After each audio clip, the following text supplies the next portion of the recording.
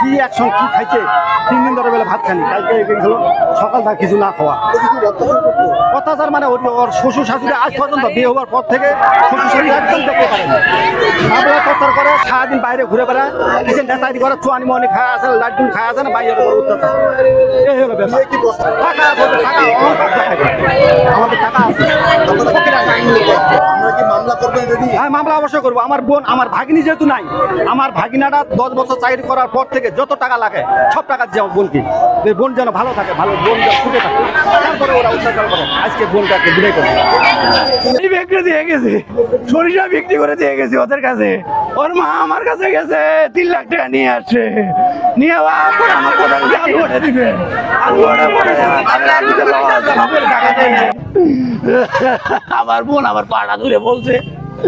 ওর বোন শাশুড়ি বলছে গ্যাসের ওষুধ খাইছে দরজা লাগাই দিয়ে ওর ঘর থেকে টাকা পয়সা নিয়ে ওরা উধাও হয়েছে মরার সময় বাবলা কোন দিছে আমার কোন দিছে এই রুগী আমরা 10 বার নিয়ে যাইতে পারি নাই মারা গেছে এখন কি কেউ নাই নাকি এখন কেউ নাই বাড়িতে উধাও আমার দুলাভাইটা আমার সাথে গেছিল ও জানো ওর বাম্মা ওর সাথে অত্যাচার করে আমার বোনকে ওরা বিষ খাওয়াইছে আমি টাকা পাবো আমার টাকাটা যেন না দিতে পারে না দেওয়ার লাগে